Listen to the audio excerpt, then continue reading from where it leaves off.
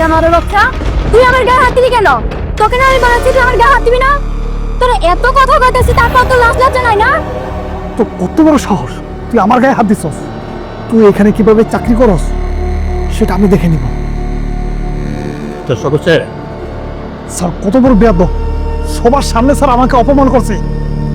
Sir ওরে আর ওর জামাই রে আজকে দিল্লিতে এখান থেকে বের করতে হবে স্যার। রুবেল, ভালো করে কাজ করো। হ্যাঁ এই ভালো করে করো না, এটা ব্যথা হয়ে গেছে তো। আখান বলছি অসভ্য জানোয়ার বেয়াদব বাতে, তোমার হাত কেন ধরছি? তোকে আমি কতবার বলেছি না তুই আমার আশেপাশে ঘুরবি না?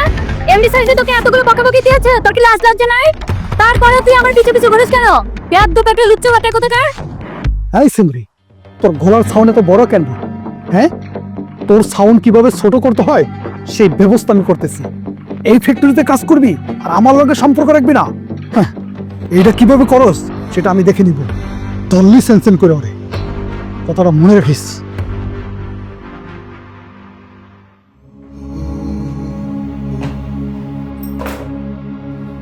কি হয়েছে তোমার? এরকম মোবাইল ফেলাইতে আসো, ব্যাগ ফেলাইতে আসো, কি হয়েছে? আমি কালকে থেকে আর কাজে যাবো না। কামে যাইবে না কেন? আর ওই যে আমাদের লাইনে সুপারভাইজার শওকত আছে না, হ্যাঁ, ও আমাকে খুব বিরক্ত করতেছে আর আজেবাজে প্রস্তাব দেয়, আমার গায়ে হাত দিতে চায়ও। এই সমস্ত লোকের সাথে আমি কাজ করতে পারবো না, আর তুমি আর আমাকে কাজে যেতে বলবা না। আরে শোনাবো, এমনটা কইরো না। আর মাত্র 3টা মাস একটু কষ্ট করো। আমগো গ্রামের ঘরের কাজটা শেষ হয়ে যাও, তারপর আর তোমার কাজ করতে হইবে না। তুমি বাসায় থাকবা, আমি কাজ করবো।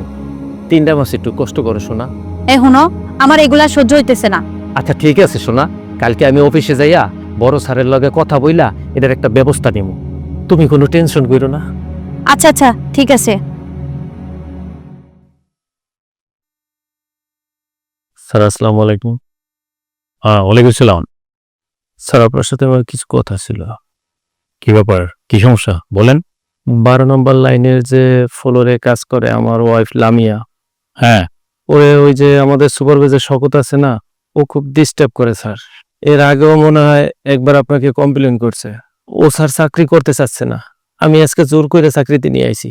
আমরা গরিব মানুষ, গ্রামে ছোট্ট একটা ঘর দিছি স্যার, এখনো কমপ্লিট করতে পারি নাই।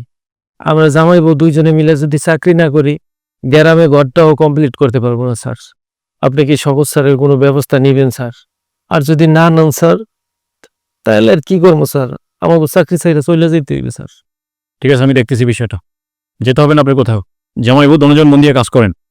ঠিক আছে স্যার, আসসালামু আলাইকুম। ওয়ালাইকুম আসসালাম।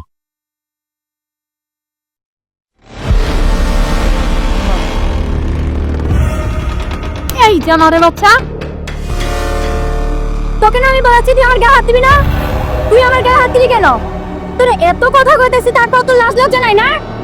তো কত বড় সাহস, তুই আমার গায়ে হাত দিছস? তুই এখানে কিভাবে চাকরি করস সেটা আমি দেখে নিব। তো সবচেয়ে স্যার কত বড় বেয়াদব, সবার সামনে স্যার আমাকে অপমান করছে। স্যার ওরে আর ওর জামাই রে আজকে দিল্লিতে এখান থেকে বের করতে হবে স্যার। শওকত সাহেব, এই ফ্যাক্টরি থেকে থাকবে আর কে থাকবে না সেটা আমি ডিসাইড করব। স্যার, শওকত স্যার ঠিকই বলছে স্যার।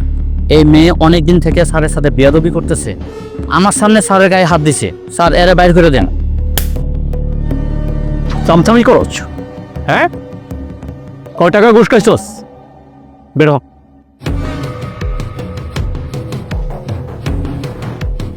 Sir don't talk. আপনার একটা কথা বলবে না। এই মুহূর্তে আপনি রিজেন দিয়ে ফ্যাক্টরি থেকে বের হয়ে যাবেন। স্যার স্যার আমাকে ক্ষমা করে দিন স্যার, আমি এরকম হবে না আর কখনো। এর আগে আপনাকে 2বার ওয়ার্নিং দিয়েছি আমি, আমার কোনো কথা শোনেন না আপনি। আপনি ফ্যাক্টরির কর্মচারীর সাথে খারাপ ব্যবহার করেন। তাদের সরলতা সুযোগ নিয়ে, দুর্বলতা সুযোগ নিয়ে আপনি তাদের কাছ থেকে ফায়দা লুটতে চান। হ্যাঁ, যান, কাজ করতে হবে না আপনার। Get out. এই তুমি কাজ করো ঠিকঠাক।